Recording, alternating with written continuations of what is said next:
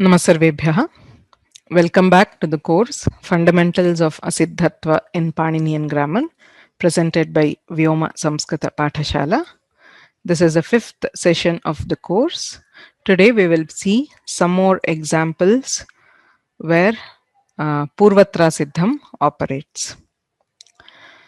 येनाक्षरसमाम्नायम् अधिगम्य महेश्वरात् कृत्स्नं व्याकरणं प्रोक्तं तस्मै पाणिनये नमः. वाक्यकारं वररुचिं भाष्यकारं पतञ्जलिं पाणिनिं सूत्रकारं च प्रणतोऽस्मि मुनित्रयम्.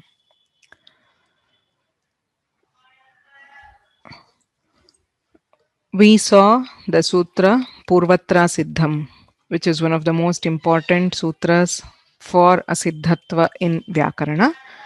So Purvatrasiddham is an Adhikara sutra.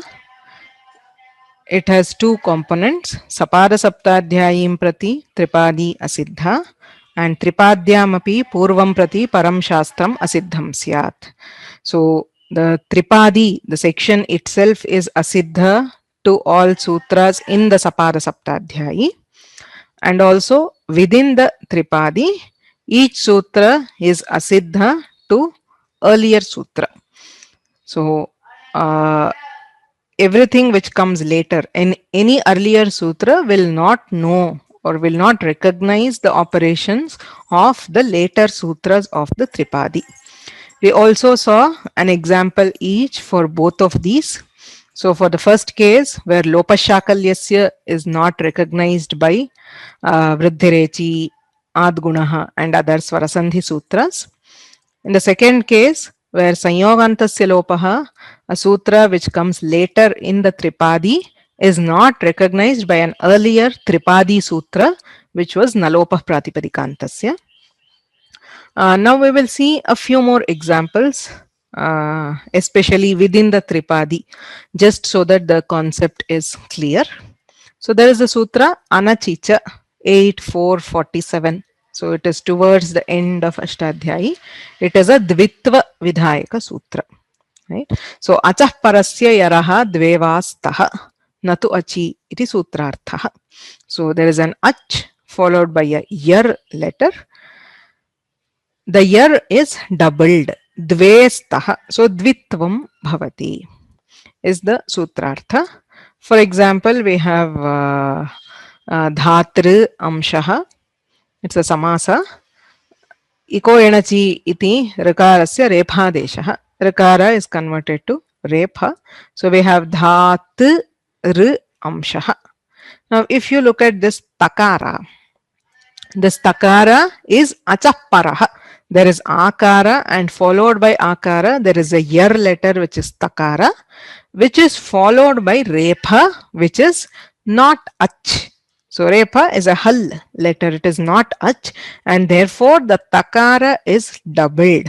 So dhatramshaha, there is a double takara here optionally. So there is also a form where there is just a single takara and single repha, dhatramshaha. Now the interesting thing in Anachicha is Panini did not say halicha, that is he did not say halipare dvitvam bhavati. He said anachi, that is achi pare dvitvam na bhavati. So what is the difference? The difference is if he said hali dvitvam bhavati, then there should compulsorily be a letter after that yar, and that letter should be hal.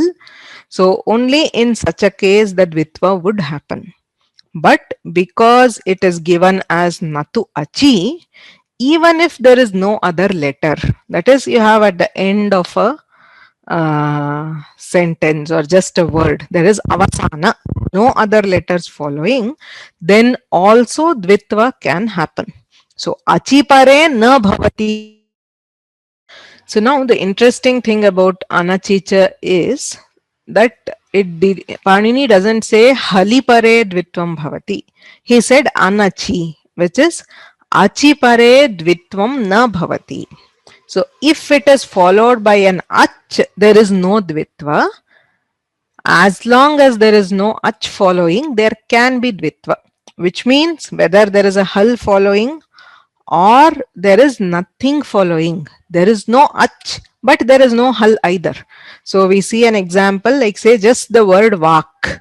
Vak, vacho, vachaha. Vak is a word. Now this is avasana. There is no other letter following, which means there is no ach. So here also anachicha can apply. Achaparasya yaraha. Akarat parasya kakarasya dvitvam bhavati. And we get vak, where the k is stressed. There is dvitva. This is because of natu achi. Achi pare dvitvam na bhavati. Now the question is, once we do the dvitva, there is a sanyoga. Can I do sanyogantasya lopaha? Because sanyogantam yat padam. So we saw sanyogantasya lopaha in the earlier session. So if there is a pada ending in a sanyoga, the last letter is deleted. So even if I do dvitva, can I delete this by sanyogantasya lopaha is the question. And now again, sanyogantasya lopaha is earlier to anachicha. It is in the second pada, 8-23, whereas anachicha is 8-4-47. So dvitva is asiddha to lopa. Sanyogantasya lopaha does not recognize that there has been a doubling of kakara. It sees only a single kakara, which is not sanyoga, and therefore it does not operate. Dvitva is carried out by a later sutra in the Tripadi, and therefore it is heard. So when we do dvitva, the double kakara is heard. So the lopa of the doubled kakara is prevented because anachicha is asiddha to sanyogantasya lopaha. So another example, there is a sutra called mono dhatoho. So padante dhatoho masya nahasyat. So at the end of a pada, if there is a makara belonging to a dhatu, then it is converted to nakara, is the sutrartha. So it is a fairly rare sutra, that is, it is not seen applied very frequently, but still it is there. There is a shabda called prasham. So it is from the sham dhatu. Okay, so we have the pratyaya, and the pratyaya is deleted, so on. Finally, we end up where we have a pada, a subanta, prasham, where at the end of it we have the makara of the dhatu. It is converted to nakara, it becomes prashan. So makarantaha prasham shabdaha, prashan, prashamau, prashamaha iti rupani. So now you have prashan. Here again, can I do nalopa pratipadikantasya is a question. So this also we have seen in an earlier session. Pratipadika samyakam yat padam. So there is a pada, also a pratipadika. Tadantasya nakarasya lopahasyat. So the nakara can be deleted like we do in rajan to become raja, etc. But here this monodhatoho is placed later in the tripadi. It is 8-64, whereas nalopa pratipadikantasya is 8-7. So because this conversion makara to nakara is unknown, it is asiddha to nalopa. Nalopa does not see, nalopa pratipadikantasya does not see nakara at all. It sees only the makara, and therefore nalopa will not happen. So this is also another case where tripadyam purvam prati param shastram asiddham syat. So the last example I want to take in this context is the sutra where the Siddhanta Kaumudi introduces Purvatrasiddham. Okay. So it is in the context of this sutra. A is the last sutra of the Ashtadhyayi. So the first sutra of the Ashtadhyayi is Vriddhiradaic, and the last sutra is 8-4-68. Okay. So what does the sutra say? Vivritam anudya samvritaha anena vidhiyate. Vivritasya hrasva akarasya sthane samvritaha bhavati. Actually, in the Siddhanta Kaumudi, the discussion is about the sthana and prayatna of various varnas. There we have the abhyantara prayatnas, sprishta, ishat sprishta, vivrita and samvrita. So there Dikshita says, Vivritam Svaranam. All the swaras have Vivrita Prayatna, but Hrasvasya Avarnasya Prayoge Samvrita Prayatnaha. So Vivrita, the Abhyantara Prayatna, Vivrita is where the mouth is open, like say ah, etc. Whereas the Samvrita is a slightly closed kind. So there is a difference between a saying the a with an open mouth and a with a closed mouth. So that is the samvrita. Now what he is saying is hrasvasya avarnasya prayoge samvritam prakriyadashayantu vivritameva. He says in prayoga, when we are using any hrasva akara in a language, say Rama, so the there, the hrasva akara is samvrita. But for grammatical processes, prakriya dashayam. So when you are doing any grammatical operation, like say for example, you have to do a sandhi. So there is a hrasva akara and a dirgha. Now if their prayatna is different, there is no savarnya. And you cannot do savarna dirgha sandhi also. So that prayatna of akara when we are doing grammatical operations is still vivrita, and in prayoga it is samvrita. So how does he explain this? So that happens because this sutra